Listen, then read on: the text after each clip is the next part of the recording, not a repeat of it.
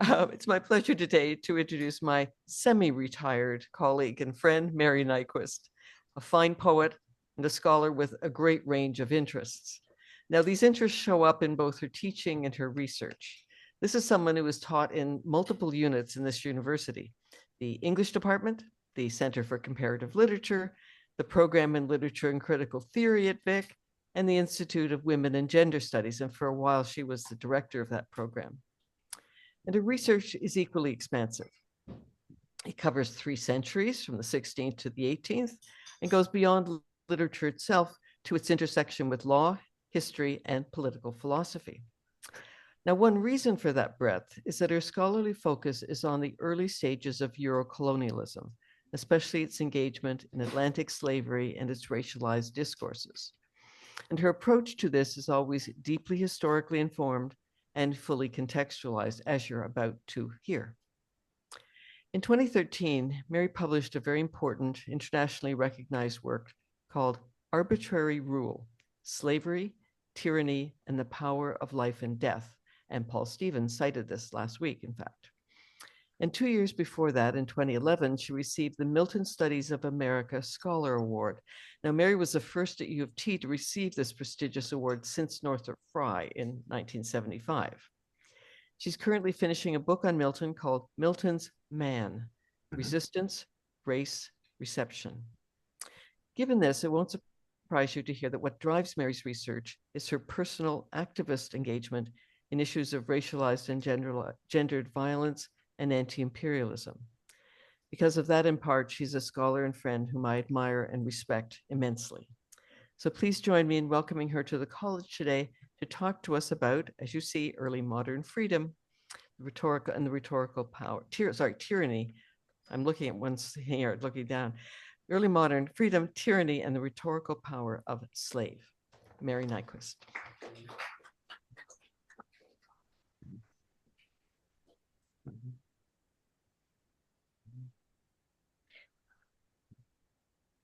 This is Thank you so much, Linda, for that lovely introduction. And I should apologize for having the world's most boring slideshow. It has words, no images, nothing visual, but I put it together because I thought it would be easier to follow this talk if I had quotations up for you to see. In recent years, broadcasters, curators, journalists, and academics have replaced the word slave by enslaved, master or slaveholder by slaver or enslaver. So far as I know, the consensus that has embedded these changes is not the product of discussion or debate. They've been introduced silently, it is safe to assume, owing to the shaming and painfully offensive associations held by the slave who owes his very life to a slave master. This consensual change is most welcome. It places responsibility for the condition of enslavement on those who are institutional slavery's agents. That is, I actually didn't mean to show this slide at this moment, but okay. On slavery's agents, that is, on those who are the subjects of the verb to enslave, or those who hold power over those enslaved, that is, the slaver. With this change, slaves are no longer somehow essentially or solely slaves, whether born into enslavement, said to be naturally suited to the lowly condition of slavery, or contingently made slaves by capture or military defeat. This talk does not engage with the brutally degrading material, social, or psychological conditions experienced by those who are actually enslaved, especially as those conditions were institutionalized in the Americas. Instead, I want to explore the rhetorical usage of the designators slave or slavery and 2 very different early modern Anglo-European contexts. First, Shakespeare's dramas, and second, polemical pamphlets against slavery that flourished in and after Britain's mid-17th century civil wars. And in this context, especially Milton will feature. In both cases, usage of slave or slaves has no direct experiential connection with racialized Atlantic or Mediterranean slavery. Regarding the theater, Shakespeare, we will see, has characters employ the designator slave to demean or insult an addressee or to refer derogatorily to another character. Regarding the second, mid-17th century political discourse, we will examine how resistance against a given monarch or against monarchical rule itself is conveyed by a charge of tyranny, a charge that implicitly accuses the ruler with transgressively reducing or threatening to reduce an entire political community of free-born citizens to the condition of personal slaves. As we will see, the designator slave or slaves has the power rhetorically to summon up a condition of unmitigated degradation together with the shameful but also potentially threatening status of lacking property, even any association with property, together with any respectable social standing. We will start in the late 16th and early 17th centuries by examining a verbal practice that Shakespeare, as well as other British dramatists of the time, do not typically racialize, and I want to emphasize the not. In this context, slave appears almost exclusively as what linguists call a pejorative or slur. Use of slave as an unracialized pejorative goes back to ancient Greece. The philosopher Epictetus, for example, a Greek ex-slave, often reprimands his Greek and Roman students with the pejorative slave when they're not paying proper attention or they get it all wrong. The process whereby this pejorative is picked up by Shakespeare and other early modern dramatists is one I'm still researching, and it's extremely difficult. But there is no question that in many of Shakespeare's dramas, slave as a slur is most often directed by one British or continental dramatic character, often of aristocratic status, against another. Used this way, slave has no connection with slavery as an economic or social institution, and thus circulates without reference to trafficking, ownership, or unfree labor.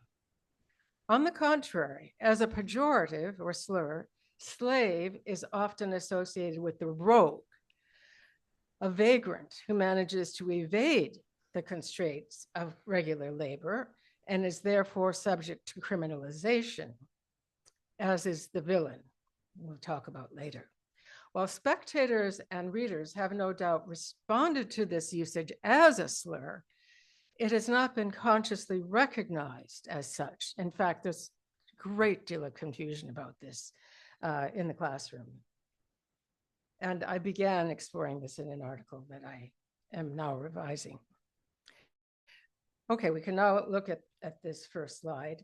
Perhaps the most well-known but quietly ignored instance of slave as pejorative occurs in Hamlet's "Oh, what a rogue and peasant slave am I," whereby the two adjacent words, rogue and peasant, indicate that slave is not an outlier, but rather an intensification of Hamlet's self-disparaging rogue and peasant.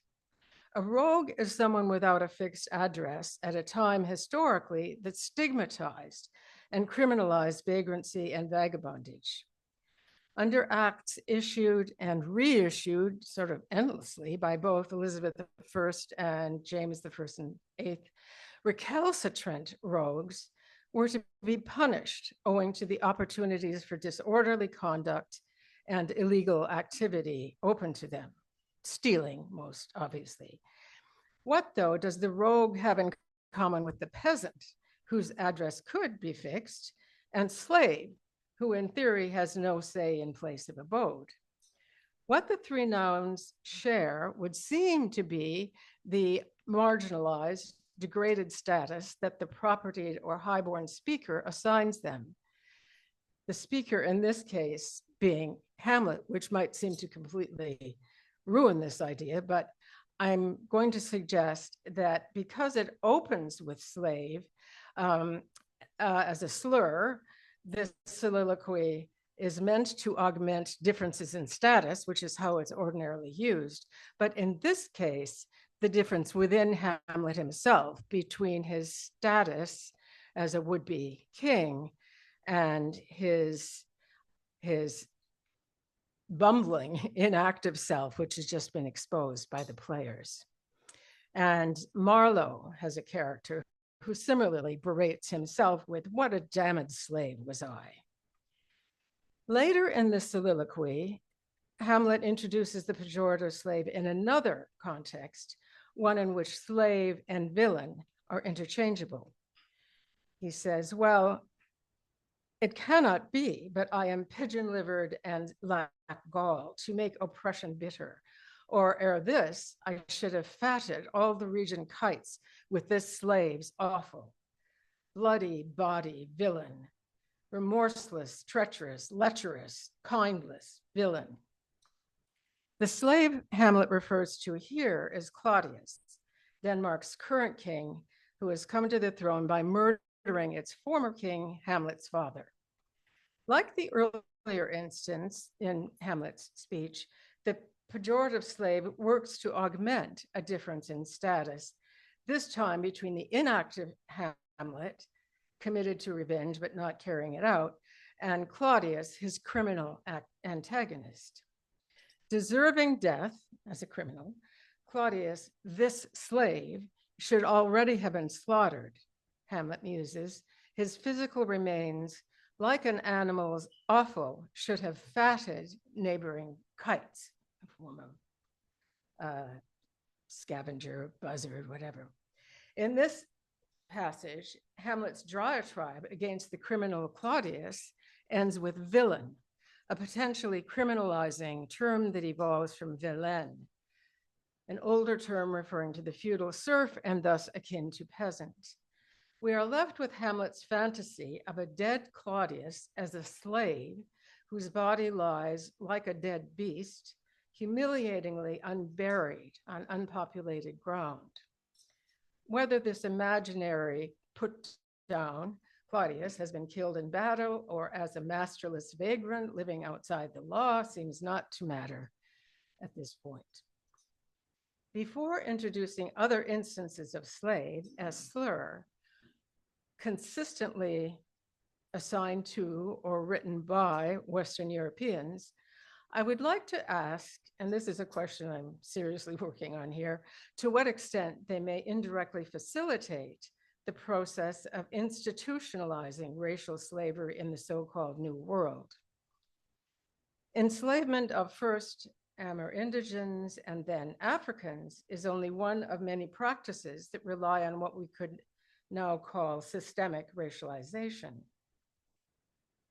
Generally speaking, racializing discourses provide justification for Eurocolonialist expropriation and ethnic cleansing of vast and fruitful tracts of land.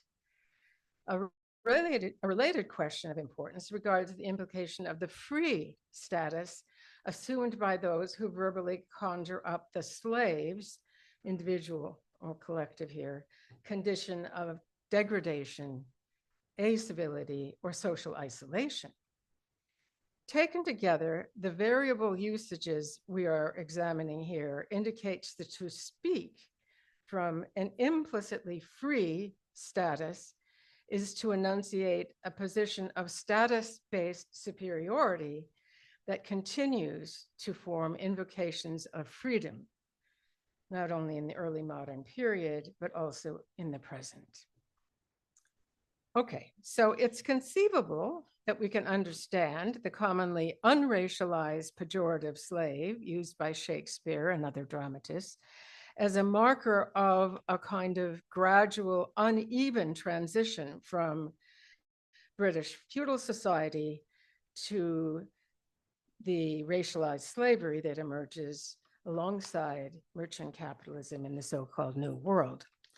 Legislation in mid-16th century the Vagrancy Act of 1547 in particular, sought but failed to penalize vagrancy with time-limited slavery. This was an act that actually fell flat on its face because no one wanted to implement it. So it wasn't implemented and got off the books. The intention was to penalize the vagrant who wandered around without a proper master by giving him a slave master. It just was too intolerable from every point of view. In 1603, King James issued a proclamation for the due and speedy execution of the statute against rogues, vagabonds, idle and dissolute persons, in which he blames the negligence of the justices of peace and other officers for permitting this population of dissolute people to grow to the great and imminent danger of the whole realm. James's proclamation intends to remedy this situation by ordering that the existing statute authored by Queen Elizabeth be rigorously executed. Dangerous rogues are to be conveyed to, quote, and this is right in the act, places and parts beyond the seas. Places and parts that include Newfoundland, which could mean almost anything, frankly. Don't take it as referring to a specific place in North America, and the East and West Indies.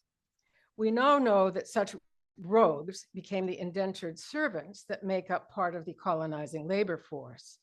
While from Euro-colonialism's earliest days of the seas, vagrancy was falsely assigned both indigenous peoples of the Americas and later Africans. A translation of Leo Africanus's Geographical History of Africa, for example, states that inhabitants, quote, run like rogues, naked and savage throughout all Africa. So the connection between rogues and nomadism was certainly made explicit. When any of these pejoratives are brought into close proximity or appear to be interchangeable, the effect is insultingly to demean an individual by assigning him a base social status that places him outside community, lawfulness, and responsible civic action. In English theater, the stage villain typically instigates discord and mayhem, total confusion, that is morally objectionable, but obviously many times comic. Sometimes paired with villain, slave is often interchangeable with villain. Slave may communicate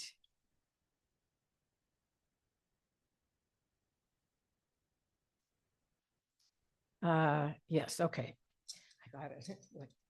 Slave may communicate moral judgment that is so severe as to suggest criminality, as when Lady Anne vituperates Richard of Gloucester as in Richard III as devilish slave, or when towards the end of Othello, Emilia guesses that Othello has been deceived by some busy and insinuating rogue, some cozening slave, where the two are clearly interchangeable. Once Iago has been found out and slays Emilia, Montano uses both villain and slave as invective. I'll go after that same villain, for 'tis a damned slave. As the drama closes, slave appears ever more persistently when Othello berates himself with, oh, cursed, cursed slave. When Lodovico laments Othello's having, quote, fallen in the practice of a damned slave, end of quote. And in Lodovico's final reference to Iago as, quote, this slave. In these instances, slave denounces, damns, criminalizes. If the slave has affinities with the rogue, and perhaps the villain, perhaps it is because they have rejected, that is the rogue and the slave, the master as used in this context, as they rejected the master-servant relationship. That's just a question. No longer in subjection to a feudal lord, the peasant of this time may also be without a master, as are many commoners whose lives have been affected by enclosure. Like the rogue or vagabond, the slave is often imagined to have chosen life outside the social constraints of fixed community, occupation, relationship with the master, and so on. That's why they are called idle in James's act. Or like other potential or actional criminals, the slave may have thrown off the shackles of laws or ethical bounds. If these associations are present, the antisocial or criminalized slave could, like the stage villain, be a figure of amoral or antisocial license, yet one who was elected his condition of masterlessness.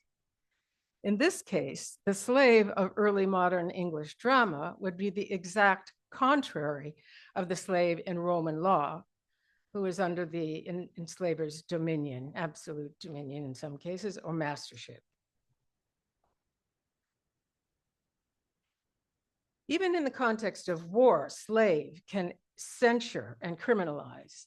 In Henry V, for example, the Duke of Bourbon conjures an anonymous slave engaged in sexual assault, warning his troops of the ruinous shame that will overtake them should they fearfully flee battle.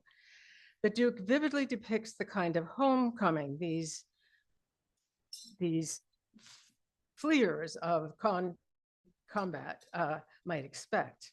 And he that will not follow Bourbon now, let him go home, and with his cap in hand, like a base lino pimp, hold the chamber door, whilst by a slave, no gentler than my dog, his fairest daughter is contaminated. Rhetorically, the climax of this mini scene, rape of the cowardly soldier's daughter by an unnamed slave, is meant to degrade not so much the daughter as her father, whose paternal duty is to protect her chastity.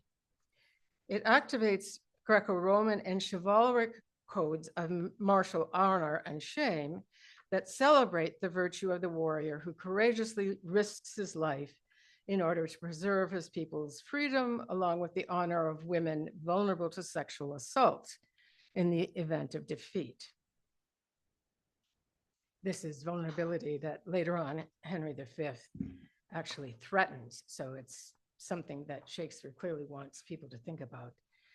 Before looking at 2 or 3 more instances of slave as pejorative, I would like to mention that my interest in this topic was sparked initially and repeatedly by my undergraduate students' shared assumption that Aaron in Titus Andronicus, who is explicitly characterized as a Black African, is also, or therefore enslaved.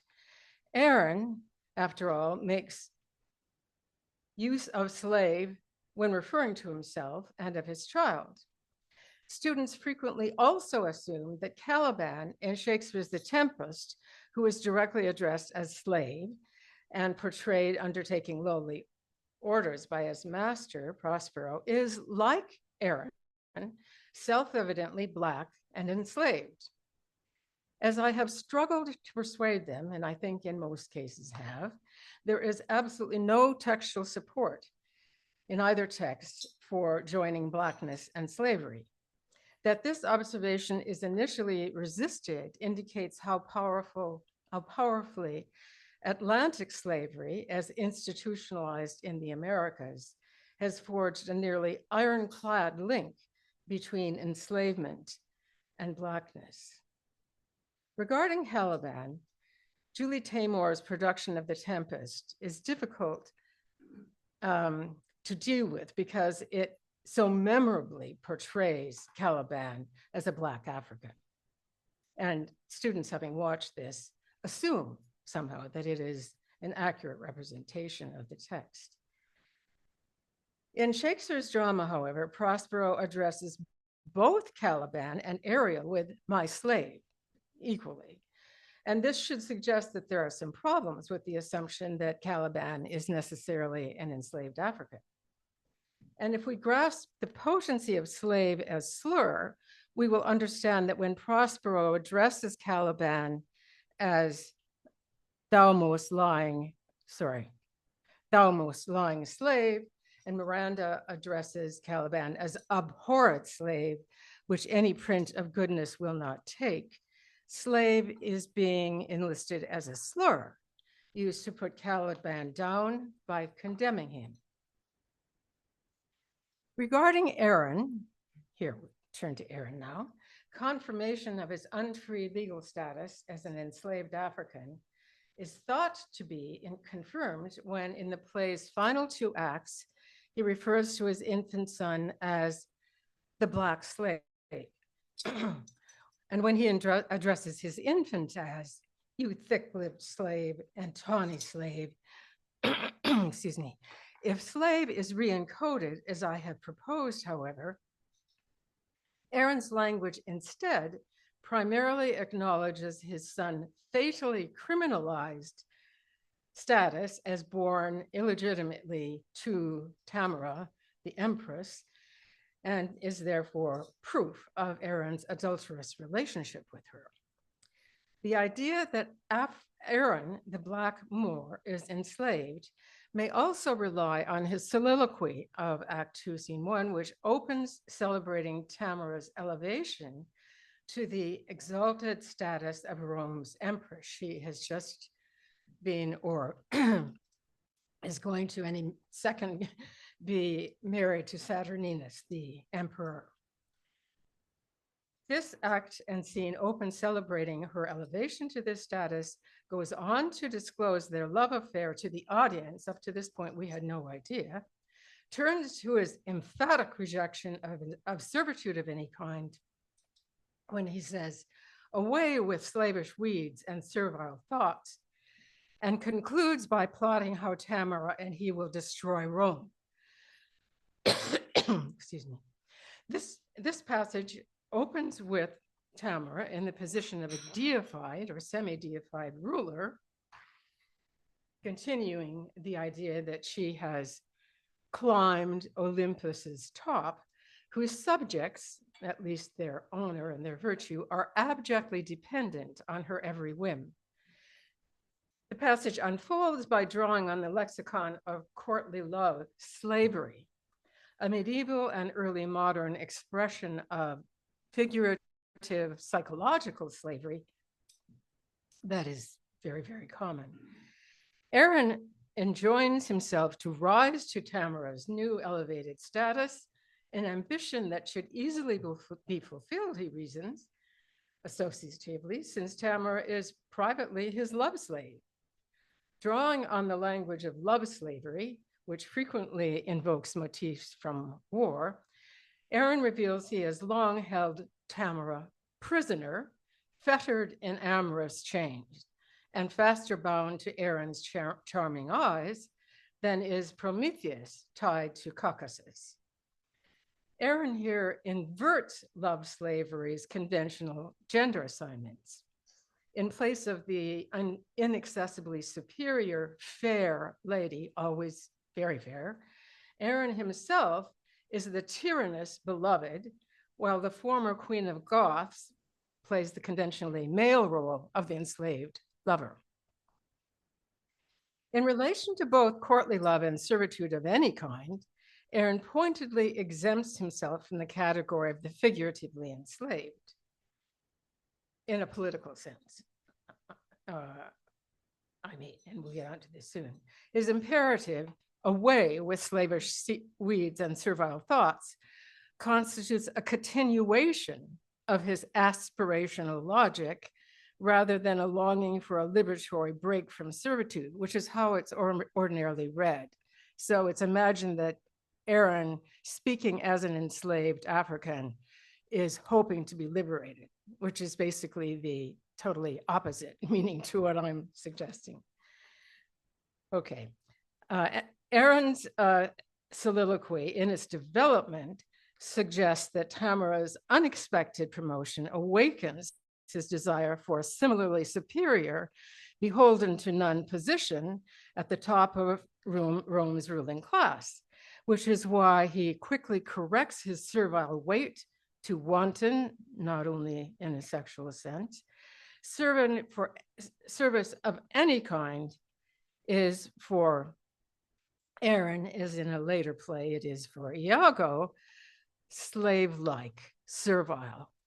Any kind of service is beneath him, which is part of the aspirational logic here. For this reason, the plan he concocts has Tamara remaining enslaved by his charming eyes, while she continues to charm and enslave the emperor Saturninus. Aaron does not want to be the empress's partner, even her partner in crime, but instead her master, so as to be in charge of bringing about the downfall of Rome. To recognize that Shakespeare's Aaron is not legally enslaved, we need not rely solely on detailed analysis of this soliloquy, however. He has already been decreed legally free. In a section of the opening act almost never discussed, Titus responds to Saturninus's offer to marry his daughter Lavinia by bestowing on Saturninus the emperor my sword, my chariot, and my prisoners, all presented as tribute. And earlier, we had learned that Tamara and all the Goths were captive, as Tamara puts it, to thee and to thy Roman yoke, Titus. When Titus transfers ownership of all the Goths, which he has been victorious over in battle, for the sake of commonwealth, Saturninus vows to treat Tamara with honor, appropriate to her princely station, and then formally liberates all the Goths. Ransomless here, we set our prisoners free, so no ransom is required. If, as I am arguing, Aaron is not legally or customarily enslaved, his blackness does not thereby elude negative racialized constructions. This I want to make clear. Portraying Rome at a moment of its threatened demise by barbarians, Shakespeare and his collaborator make use of largely medieval constructions of blackness, or as negatively aligned with Moorish infidels and evil, though Elizabeth's draft proclamation or patent for expelling, quote, Negroes and blackamoors may be relevant to this as well. The situation in The Tempest is entirely different, since England's expansionary designs and colonialist ventures are much more advanced in 1611, which is when it is written. None of these changes necessarily brings Caliban's description, and this is in the Dramatis Personae, in the names of the actors in the first folio, as a savage and deformed slave. Doesn't bring this any closer to designating unfree legal status. I wouldn't even venture to provide one meaning or association to this term, but it's very important. A savage, which is of course how Amerindians are ordinarily referred to, and deformed slave.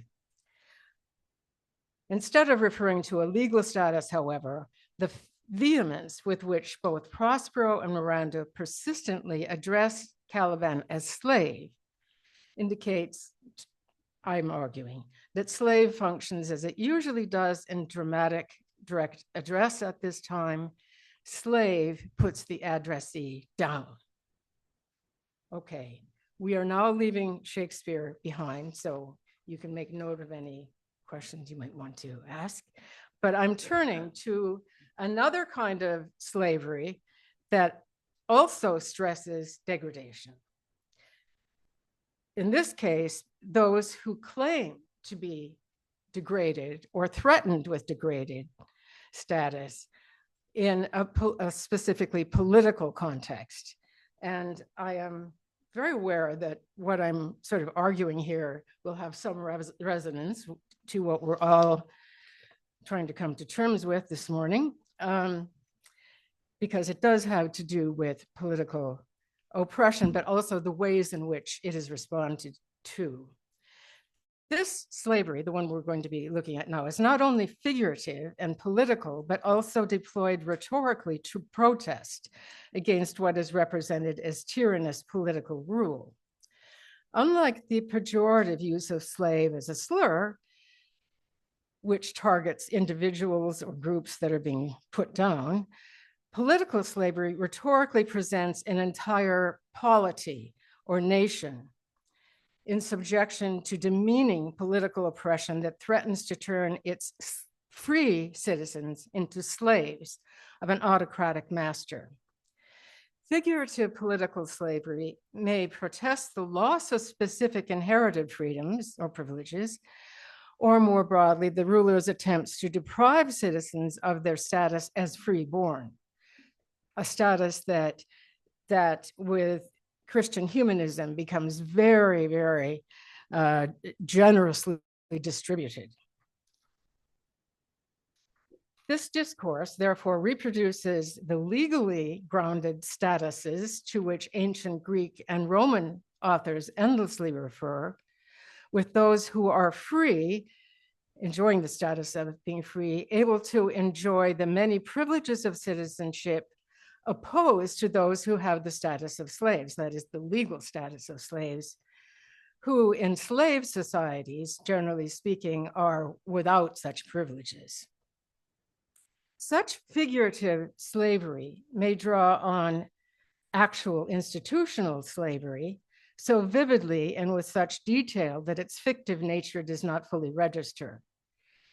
Although it is a staple feature of what I'm calling anti-tyrannicism that derives from Athenian political discourse, those who invoke figurative slavery do so to protest the actions of a ruler or governing body regarded as tyrannous. The protest calls attention to the threatened or already completed loss of privileges that freeborn citizens are meant to enjoy. Or it may rhetorically denounce the reduction of status that such a loss represents. Shame's rhetorical target is the shamefully self-absorbed tyrannous ruler, not those who are enslaved. The tyrant is targeting them, but the discourse is a protest that targets the tyrant, who has foolishly, narcissistically, and unjustly tried to erase the distinction between free and enslaved. Further, the citizenry who bring these charges speak or write confidently from a free status. But one of the points I'm making that is under dispute or will be disputed is that this particular discourse involves the citizenry plural. So it does not talk about slaves as individuals. It's always in the context of a collectivity. So the position of those who are protesting is one we would sort of uncomfortably see through analysis, making it clear that this anti-tyranny discourse does not actually represent a real fear of becoming enslaved. It might seem that that's what they're talking about, but that's not. They're protesting the potential loss of their freeborn privileges. The presence of institutional enslavement as chattel is actually not a remote possibility for any of the people who use this discourse.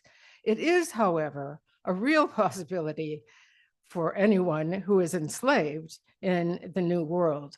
And it's the tension between these two geopolitical sites that, in a way, I'm trying to get at. In arbitrary rule, I emphasize the neat fit between the tyrant or the bad monarch who is turning tyrant and the household master, who in ancient Greek and Rome is master of all within his household, including his slaves. This is crucial to, I have argued, and I still do, to the figurative status of the highly polemical charge of political slavery that originates in classical Athens and takes an authoritative form in Aristotle's politics. In the terms first outlined in Athens, the very identity of the polis, or the polity, is threatened when a ruler does not treat the free men who constitute the polis as free. In an attempt to aggrandize the power he has, or perhaps crazed by its already extensive reach, the monarch who has become or is becoming a tyrant gradually blurs the distinction between the polity and the household. And in doing so, he's blurring the distinction between the master in the household, who is also specifically a master of slaves, and the ruler, who ought not ever to take on that position or status. As Herodotus and much Greek tragedy shows, the ruler who blurs or neglects this distinction is on the way to becoming barbarous as well as a tyrant. The distinction between polity and household is not merely ideational. It's not just a nice idea. It marks what in Greek and in Rome is considered an essential boundary that permits the polity to be a polity and to remain one. In transgressing this boundary, the tyrant, who's now a grandiose polis as household master, ends up treating free citizens as if they were for him indistinguishable from household slaves. Obliquely, and supported by a number of inventive motifs, this figuration informs countless early modern polemical attacks on absolute monarchy, especially in mid-17th century Britain, although it continues after the Restoration by those who seek to undo the Restoration. The charge often brought against the absolute monarch by those protesting their political slavery, for example, involves the arbitrary use of coercive force. And that force, they assume, everyone understands, is permissible for the household master over his slaves, whose very lives depend on him, but not for the ruler of freeborn people. In what remains, I would like to critique the view of political slavery developed by an extremely influential English historian of early modern political theory, Quentin Skinner. Skinner has developed several theses regarding what he calls neo-Roman liberty, most clearly in his study, Liberty Before Liberalism. And he is here referring to the celebration or idealization of liberty in the mid-17th century. Quentin Skinner assumes that the basic unit of early modern anti-tyranny discourse, as well as of the Romans who use this discourse, is the individual as society's basic unit. And this is where, as you see, I disagree with him. Skinner tends to reduce powerful rhetorical invective against a tyrannous ruler to propositional theses on liberty and slavery, as quite often political scientists or theorists tend to do, to reduce rhetorical strategies to propositions. For example, when discussing Roman jurisprudence regarding the status of free and enslaved, he states that, quote, the essence of what it means to be a slave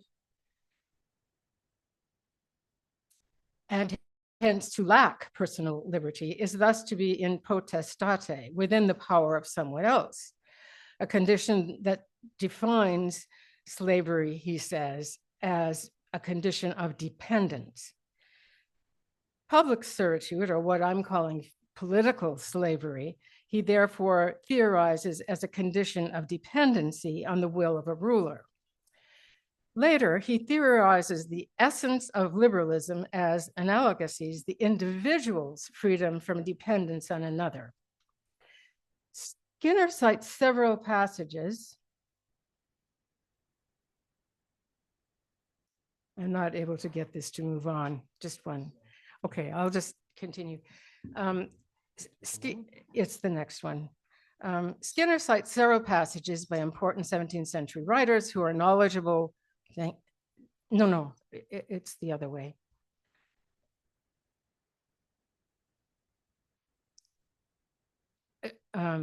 Actually, yeah, you can go one back just and it might be helpful to see that. Okay, that's fine. That's fine. Okay. He quotes several English writers during this period. I'm focusing on Milton just to make it more accessible and pointed, I guess. The first passage he quotes is the one that this is not it. There. Okay. And it's the top passage here. If our highest consultations and purpose laws must be terminated by the king's will, then is the will of one man our law, and no subtlety of dispute can redeem the parliament and nation from being slaves. Neither can any tyrant require more than that his will or reason, though not satisfying, should yet be rested in and determine all things.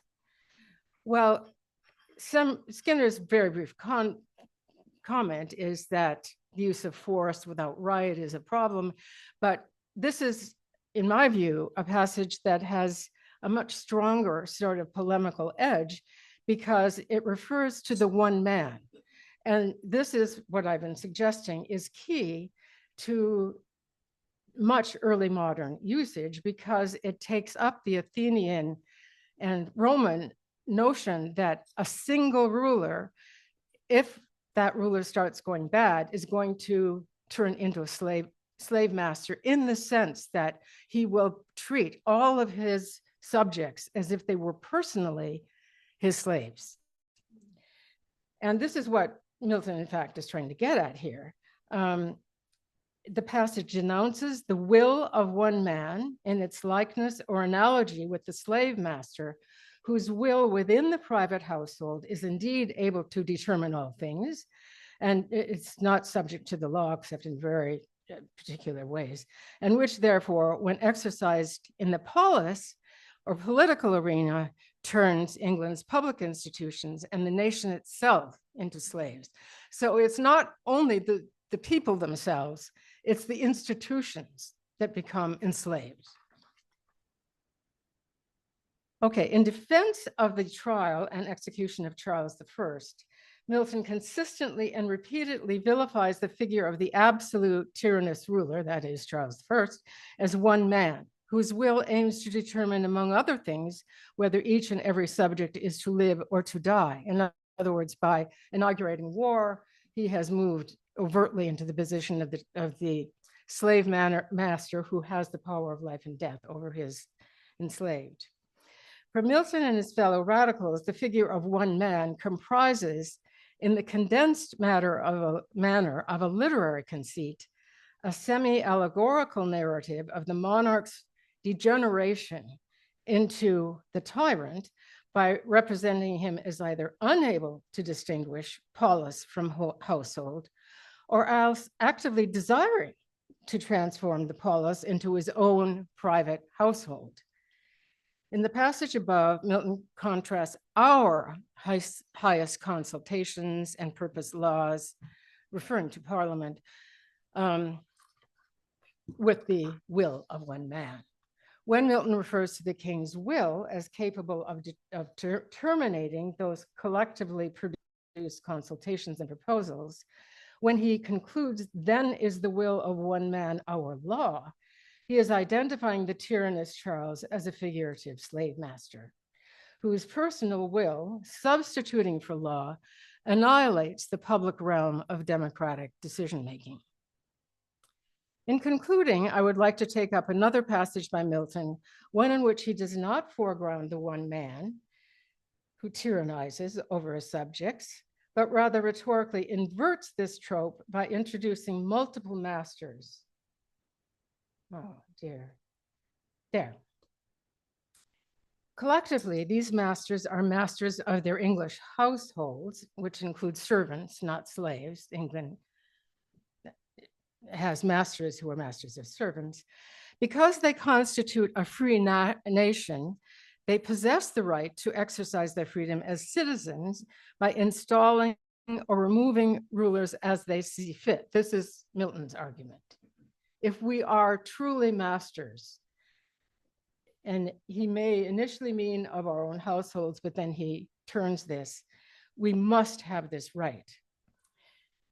Milton's elaboration of this collective right may unveil the assumption that citizens must be masters in their own household, which is, of course, a patriarchal assumption. But in this passage, the nation itself becomes a figurative household in which the masters of family are citizens, and who must be free to exercise their mastership. And I'll just quickly read this. And surely they that shall boast, as we do, to be a free nation, and not have in themselves the power to remove or to abolish any governor supreme or subordinate with the government itself upon urgent causes, may please their fancy with a ridiculous and painted freedom fit to cause in babies, but are indeed under tyranny and servitude, as wanting, that means lacking, that power, which is the root and source of all liberty, to dispose and economize in the land which God hath given them as masters of family in their own house and free inheritance. And here's where the turn happens, because the house turns out to be the entire nation, without which natural and essential power of a free nation, though bearing high their heads, they can in due esteem be thought no better than slaves and vassal born to the tenure and occupation of another inheriting lord, whose government, though not illegal or intolerable, hangs over them as a lordly scourge, not as a free government, and therefore to be abrogated. This is an extremely radical position, which I don't think anyone else takes, but it puts it very, very clearly how important it is to understand that this is a collective freedom and a collective slavery. Taken collectively, the male citizenry, if genuinely free, Milton is arguing, must be able to dispose and economize in the land God hath given them as masters of family in their own house, which, as I've said, is England or Britain, in revising the trope of the failed tyrannous monarch becomes a tyrant as one man or would-be master of the people who are therefore his slaves. Milton uses economize, derived from oikos, household, not of the single private household, but rather of the entire nation, which has citizens who are meant to rule on their very own. Okay, now I'm going to try to conclude, and it's turned out to be quite impossible to conclude. So I'm just going to make a few slightly associative points here about the ways in which Eurocolonialism, freedom, and slavery operate. And these remarks are going to be based on some generalizations, but I have written about these texts elsewhere.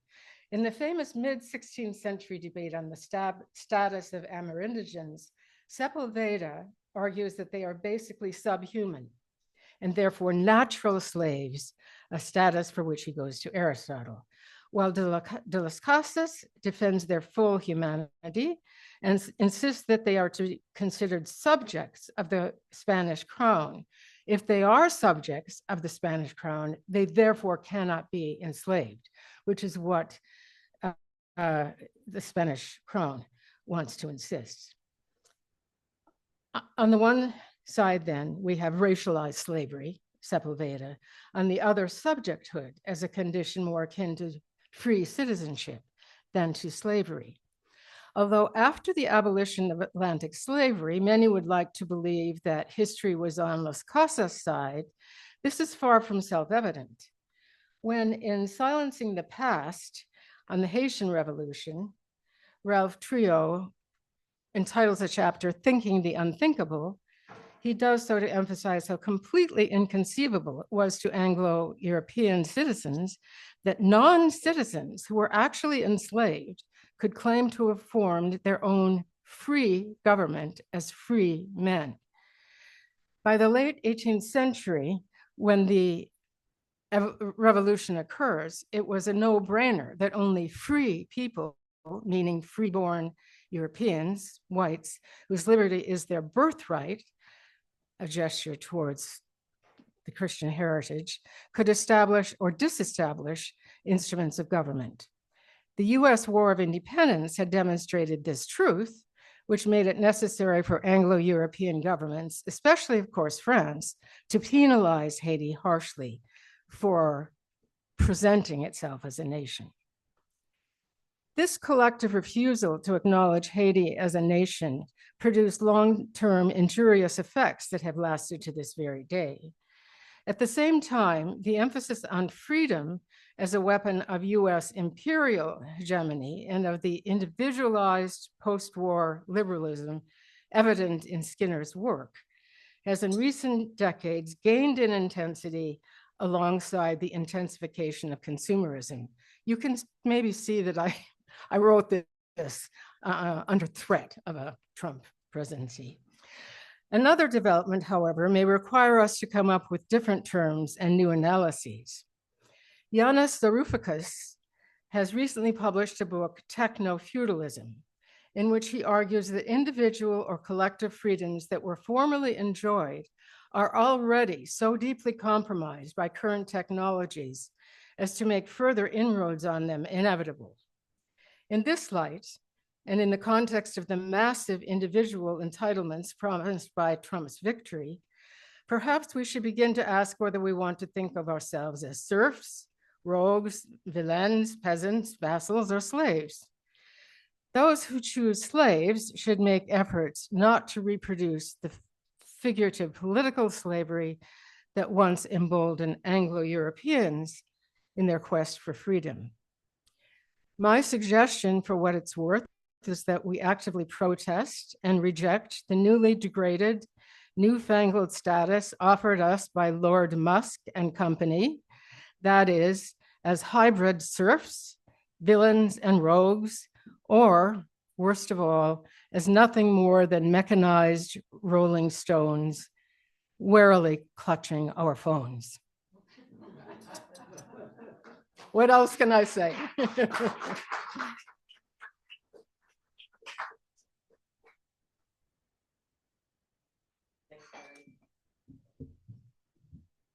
Thanks so much for that talk, Mary. We're going to take a 10-minute break for coffee and come back for questions.